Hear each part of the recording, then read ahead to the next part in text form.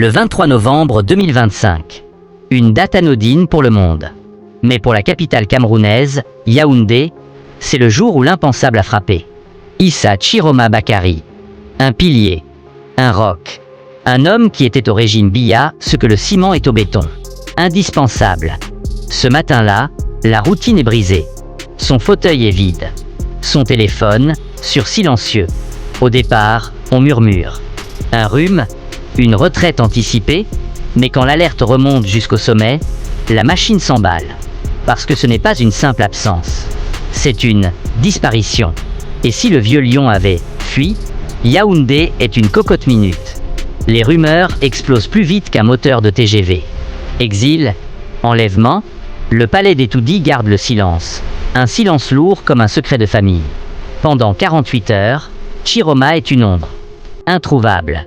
Les médias officiels, zéro couverture. Comme si un ministre de la République s'était transformé en air. Le régime Biya est maître dans l'art du silence. Mais là, c'était le silence du sphinx. Il ne dit rien, mais il sait. Et tout le monde le sait. L'atmosphère était électrique. Vous pouviez sentir la panique sous le vernis de la routine. Mais l'information, c'est comme l'eau. On peut la retenir un temps, mais elle finit toujours par couler.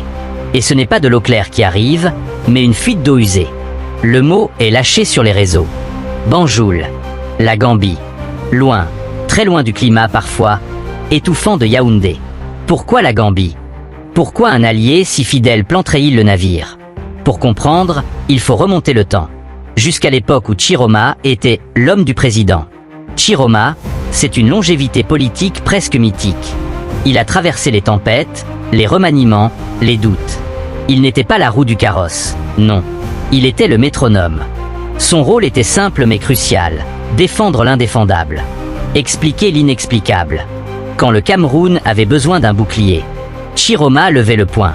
Ses discours, de la dynamite. Son engagement, total.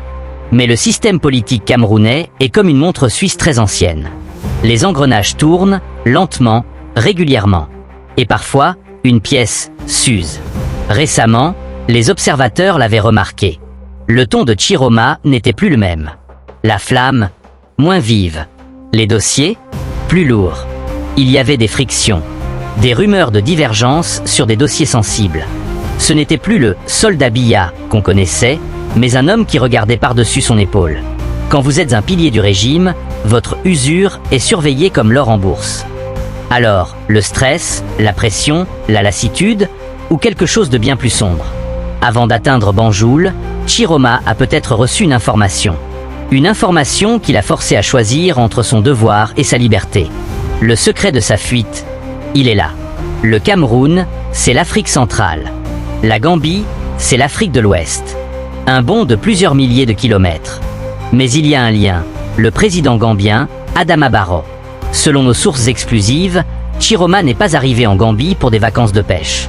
Il y est arrivé sous la protection d'un arrangement complexe. Un arrangement qui impliquerait une organisation internationale majeure. L'exil est la reconnaissance d'une rupture totale. Et quand un homme de ce calibre s'enfuit, il emporte dans sa valise des secrets. Le régime Biya est sous le radar depuis des mois. Droits de l'homme, gestion des crises régionales. La pression internationale n'est pas un mythe. Mais le coup de grâce, c'est la défection d'un témoin clé. Chiroma pourrait avoir été approché. Il pourrait posséder des informations qui changeraient la donne. C'est là que ça devient palpitant. La Gambie, en acceptant l'arrivée de Chiroma, envoie un signal fort. Un signal qui dit « Nous ne sommes plus vos amis ». En quelques jours, l'histoire de Chiroma n'est plus une affaire camerounaise. C'est un dossier mondial. Le régime Biya le voit s'envoler comme une plume sur un volcan. Une menace directe pour sa stabilité. Mais pourquoi l'exil? La vérité, selon plusieurs sources concordantes que nous ne pouvons pas nommer, est brutale. Chiroma n'a pas seulement fui. Il aurait été mis à l'abri. La rumeur parle d'un mandat d'arrêt secret qui planait sur lui. Pas par Yaoundé, mais par une juridiction européenne pour des allégations de malversation liées à des contrats de transport. C'est le coup de poignard. Le régime Biya peut gérer la contestation interne. Mais la pression internationale, c'est une autre paire de manches. C'est le tapis roulant des problèmes. La communauté internationale n'attendait qu'une brèche. L'affaire Chiroma, que ce soit un exil volontaire ou une fuite organisée, est cette brèche. Les diplomaties occidentales sont en ébullition. Le départ de Chiroma est le domino initial. Maintenant, les ONG peuvent demander plus.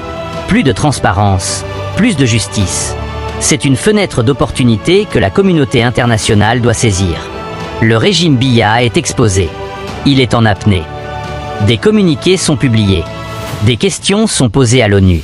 Le message est simple, agissez. Le Cameroun, depuis des décennies, se croyait intouchable.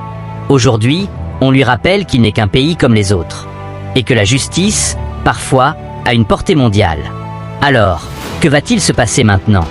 Biya va-t-il exiger l'extradition de son ancien bras droit? La Gambie va-t-elle céder à la pression? Ou Chiroma va-t-il monnayer son silence contre une garantie de sécurité? Une chose est certaine, le Cameroun est à un tournant. Le départ d'un seul homme a créé un vide politique, un choc diplomatique. Quelque part, sous le soleil de Banjul, Issa Chiroma Bakary est assis. Il ne parle pas, il ne s'explique pas, mais il regarde. Il regarde Yaoundé s'agiter. Et si l'homme qui a tout défendu pendant des années s'apprêtait à tout révéler, la suite de cette bombe politique est en cours. Ne quittez pas.